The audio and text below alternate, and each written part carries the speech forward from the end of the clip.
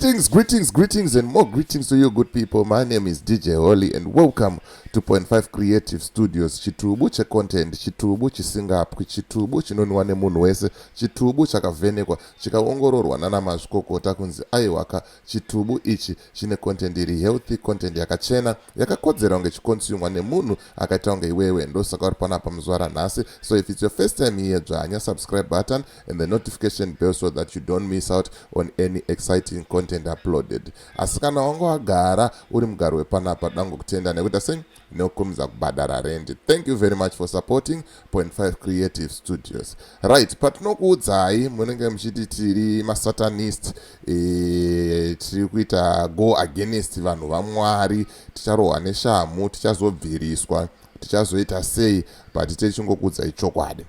Panapa ndakubatirai video rakareactwa na Prof X. I'm going to react to the same video again. Ndichikuonesai kuti ana papa venyu vari kungokurova ibag ende mucharohwa bag kusvikira masvinura, because ukatanga kutarisa pawakatanga kuenda ikoko nanhasi uri ngonzi zvichaita ma1 on 1 wakaenda ukarohwa mari, kunonzi kumahotera ukaenda ukarohwa mari, mari dzekuchechi uri kubvisa, but upenyu hwako hausi kumbochinja. Ma1 panapa ndine mwana waProfet Emmanuel Makandiwa akokwa kuchechi yekuZambia akanogarisa vanhu pasi zvikanzi ayewa kana usina 10,000 kwacha handikuprofite, very sorry, garai zvenyu pasi. Hapana kana kumbowanda kana kuita sei. Ndopatechitaura paipai kuti imbavha idzi matsotsi aya. Tikazvitaura panapa mamati he chino ma1. Saka ndisanyanyotambisa nguva, ndoda kuti kana une business raunaro rauda kushambadzirwa ndibate. Namba dzangu ndidzodzi dziri pascreen apa. Handitika kana une nyaya yaunayo yauda kuti ndifambire ndibate futi pasame number ipapo. Handitika toita sei tofambira nyaya yacho. Handitika at the same time tukuti kana une tumabhizimusi, kabhizimusi kako kaunako kauri kupusha, handitika aiwa kabata Owen ndiye munhu wacho zvamanje manje ari kuita zvinhu. Handitika torai namba dziri pasi apo, moita sei mofonera Owen, anokuvhurira business account, anokuregisterai company yenyu, company yako yorongeka, yoita chii, yoita mapepa akakwana. Handitika saka bata Owen panamba idzo dziri pasi idzo, woti tabva kuna DJ Holly wataura kuti iwewe ndiwe munhu wacho ari kuita zvinhu zvamanje manje. Handitika saka rega tijambire munyaya yedu, muzvionere, muzvinzwire kuti panapa tinoda vanhu vari serious. Kana usina mari hapana dhiri. Hamena kuti chiprofita chacho anenge akachitenga mari, pakashata. Saka rega tione video tozokurukura zvakawanda tichienda mukati mevideo imomo. Handitika but zvamanje manje pari kupisa, komana vacho vari kutoda ende vari kuvhura hombe. Vari kuvhura hombe. So here, my people, you are just about to witness an attempted money heist scheme. You are just about to witness a baby bomboclat trying to exploit gullibles, trying to... In case you did not know, I want people that are serious to give a company. A man you can't allow to eat your money, it means you don't value him. Man of God, you see the reason why I'm not allowing you to prophesy?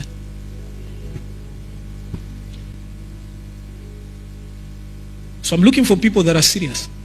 Clap hands for him.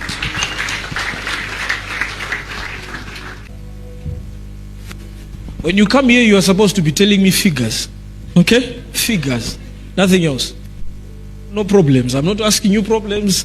You will see the problems. I'm telling you. This guy, you don't know him. The BC. This man is a beast in the prophetic. Right. Tanga ichocho chanomva watoona kuti uyu muprofita wenhema, uyu imbavha, itsotsi. Ukangona munhu anotanga kutongozvikudza kuti ini ndini muprofita chaiye, ndini ndakadai, so I am the beast, I'm the doctor of prophecy, I'm chakati. It's a question mark. Umwe wacho ndi Freddy, umwe wacho ndipassion java. Madungu atichataure, but rega tirambe tichifamba tinzwe mashura aiitwa nemwana wapapa. Mahwadi chaiwo. Don't worry, I'm not a public person. I won't announce your figure, but tell me serious figures. Paroda mari. That's serious. We know. Okay. It's better. That's what I want to hear.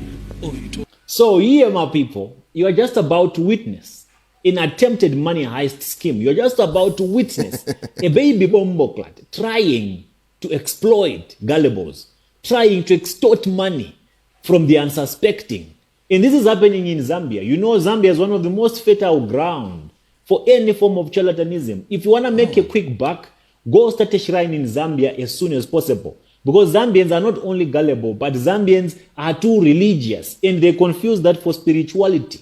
They believe Zambia being a Christian nation, it allows them to give away or listen or to be as obedient as sheep. You can skin Zambians alive and they'll never make a sound. You can take millions and millions upon millions from Zambians. They'll never complain. They'll keep giving you willingly, ignorantly, without even asking, Papa, when is it going to happen that you have promised me? So watch, keep paying attention. Just listen to the script of this little baby bomboclat.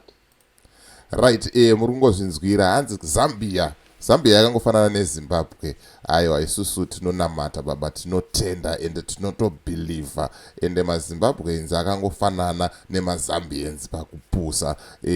Munosvika pakurohwa mari, muchiramba muchingoenda ikoko, muchidzokera, hamubvunze, munenge muchingombera maoko, muchingopa kusvikira meno mari yapera. Nditika saka ndozvinonzi kana uda kutanga business zvamanje enda unovhura church yako kuZambia kana muZimbabwe, woprofita. Vanhu vanozara. Pane mufana aripo manje anonzi Kuda Jose, nyaya dzake tikudziziya, tichamufambira zvedu manje tikumusiya.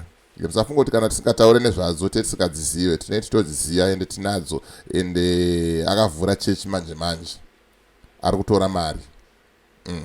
kutora mari.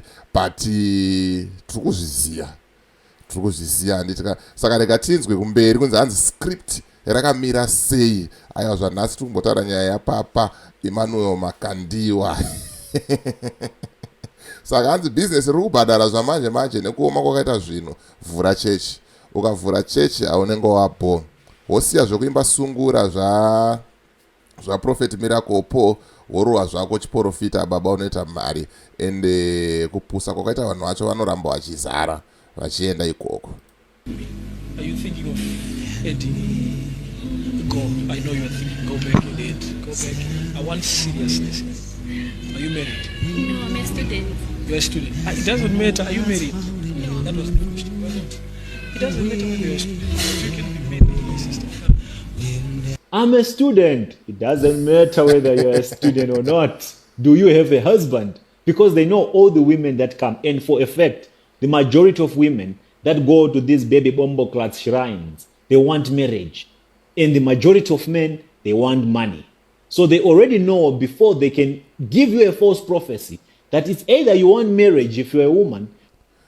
Hanzi vanotoziva kuti vakadzi vese, vasikana vese vari kuzara munomu, vari desperate for marriage, vari kuda kuroorwa. Varume vese vari kuzara kunoku vari kuda mari, vari kuda kuti upenyu hwavo hushanduke, zvinhu zviendeke. Handitika saka vanotori nechiprofita chitutu chavanotoziva kudhara vasati vatombotanga kukuprofita. Hanzi wakaroorwa here?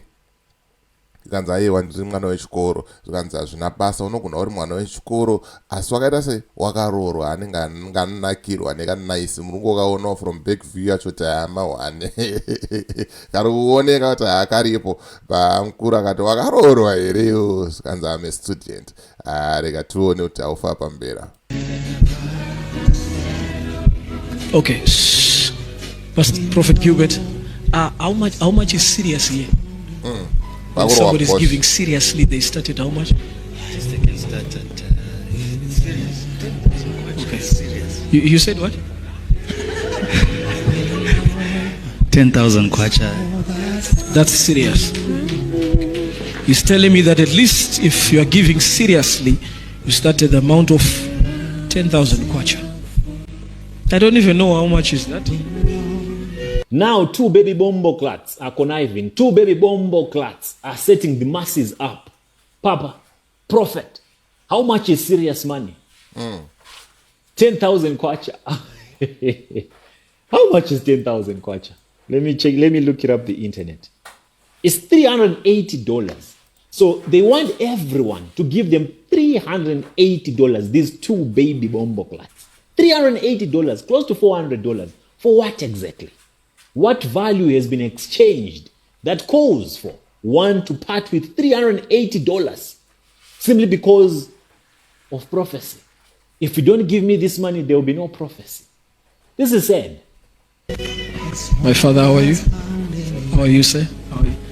I won't point which person. The only person that has told me a figure that I might think was better was 1,000 kwacha.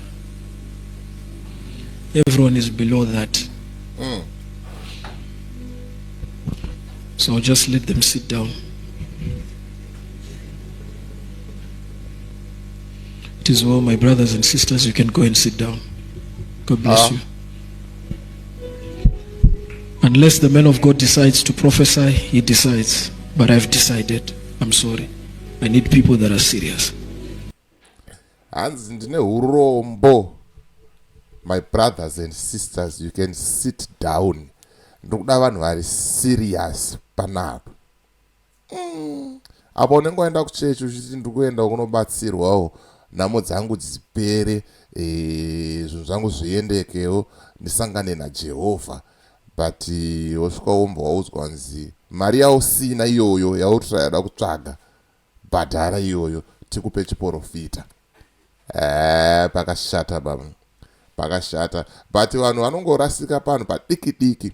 Bhaibheri shoko raMwari rinongotaura kuti seek first the kingdom of God and everything shall be added unto you. But vanhu havapade manje ipapo, vanoda kureceiva faster. I receive. Ma1. Rega tichinzwa commentary ya Prof X manje kuti ma1 pakashata. Rega timboteerera tinzo. I need people that are serious. You know one good thing about this? You won't hate the apostle, you hate me. And you say, I won't want to see that guy again. I'll be back in my country, enjoying my life and myself and my wife. Climbing the mountain of my wife, like what the man of God said.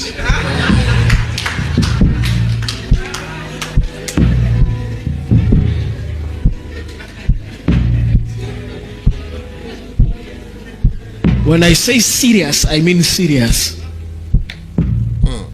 Apparently, the Samsons are wiser now. No one was willing to give away that ridiculous amount of money just for prophecy. The church that these baby bomboclats are parading or doing this nonsense in is for this baby bomboclat called Apostle Alex BC Mutale. I'm sure he's from Zambia. This is happening in Zambia. And these little baby bomboclats, they've developed this level of pride. Yes. This level of arrogance. Who really are they? Okay, what makes them qualify? What makes them think that they can just walk on a particular pulpit, gather a few number of people, and start demanding money from them? And start saying, come and give money so that you receive dangerous prophecies. And if you don't give us this specified amount of money, we will not prophesy. You will not receive a word from God. These little baby bombo class that did not even finish school, they come and command our fathers, our mothers, say, go back and sit down because you couldn't raise 10,000 kwacha. How? What happened? What really happened? Or what's happening to our people? Hanzi chichiri kumhonyasoitika kuvanhu vekwedu chii chaizvo. Unoza sometimes toita kunge tiri kupopota kana toita kunge tine hasha stereki ka, but unenge uchiona kuti akomana vanhu vari kutoitiswa kava, vanhu vari kutovharwa kava. Right now kuchechi kwamagaya kurikuramba kuchizara, ende magaya ndiye munhu ane rekodhi yekubata vanhu zvibharo. Haina kana chitsotsi. Ukagugula unoona macases amagaya asingaperi. Vakomana hanzi chichirumo yasoitika kuvanhu vekwedu. Pfungwa dziri kupi? Makasiyira ani brain? Vanhu havafunge, vanhu havaone, but inyaya yekuti vanhu vanenge vangori desperate, and then vanenge vachitsvagawo kutsvaga kubatsirwawo kuti toenda kupi, toita sei kuti zvinhu zvedu zviite sei zviende kumberi. Mahwanda rega tipfuurire kumberi. Zambians, what's happening to you? What's wrong with you people? How did you get here? How did it happen? Was I sleeping or what? I just can't imagine allowing these are little baby bomboclats who just got suits recently. This one is a spiritual son of another huge mafia, big bomboclat from Zimbabwe called Makandiwa. And this one is a son, a spiritual son for another big mafia, big bomboclat. Emmanuel Makandiwa. Pakaipa. Vawadi. Ndo zviri kuitika kunzoko. Ndo nyaya dzacho. Ndo padziri. Ende ndo storipo zviri paground. Kuzvida kana kusazvida. But ndo chokwadi chiripo. Ende chokwadi chicharamba chichasei chichingotaurwa. Mawana. How do you allow these small boys, these small nincompoops to come and tell you that give us money? Just come and give us $380. For what? What did they do to deserve $380? For a prophecy. Which prophecy? Information that they researched on Facebook. They can't see anything, these little baby bomboclats. In fact, they must go back to school. How do they disrespect our elders? Yes. All in the name of, I want to prophesy to you. And why are you people allowing all this madness? You are the one who are aiding to their nonsense. You are the one who are aiding to all their criminality. Stop giving these baby bombos any money. They don't deserve your money. You work day in, day out to get that money, and you just come and sit in a chair, listen to a baby bomboclat because he's wearing a suit and lying to you that he's hearing from God. And you think he deserves to get a share of your money? Come on, my people. Wake the hell up, man. Stop sleeping. Stop sleepwalking. You don't need these bombos. You don't need them at all. These are criminals. These are thieves. Like small Yahoo boys pretending to be hearing from God. It's sad. Very and sad. you will be right there in the comments. Touch no. You think these little baby bombos are anointed? Anointed by who? If these little clowns are anointed, if they can be anointed, then Hanzi, munenge muri mucomment section muchiti touch not the anointed. Touch not the anointed. Kunyeba chako chako. Kunyeba chako chako, kunyeberana. And these nyaupe boys, they must go back to school. what of me? People like me. And me also. Okay, if these ones, come on, these children, these kids, small boys, Yahoo, nyaope boys. These are nyaope boys. Boys that smoke weed in the backyard. They just wash themselves so that they can trick you. And how do you allow yourself to be tricked by these small boys? How does it happen?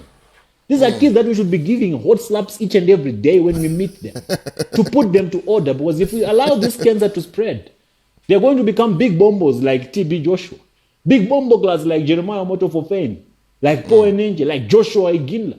We need to deal with these small boys as soon as possible. Because these are just small boys with a big mouth, with the gift of the gab. But they're gifted. If they can convince Mugus like you to give them money, then we must give them some credit. Vakomana vane chipo kana vachikwanisa kukonvinza kuti ubudise bhegi chituta chakaita kunge iwewe uchiendesa mari, aiwa tofanira kuwapa credit. Aiwa haso yevakomana tofanira kuita sei, tofanira kuirespecta. Handitika tofanira kuirespecta singaite nekuti ndo zviripo zvamanje manje. Handiti saka ndo nyaya yanga ndingori nayo, yanga ndangoya kuti ndingokuratidzai mozvionera mega kuti pakashata, pari kupisa. Handitika musakanganwe futi kuti kana uchida kurejista company, uchida kuvhurirwa FNB account, bata Owen. Namba dzake ndo idzo dziri pascreen idzo. Anokuitira mutactic wacho, zvinhu zvako zvoita sei, zvinhu zvako zvoendeka, zvoenda zvoenda kumberi, forward. Handitika so ndo nyaya yanga ndichingofamba nayo zvamanje. As for me, DJ Holly and the rest of the crew behind the scenes, tiri kuti it's bye for now. Ngatisangane muvidheo rinotevera.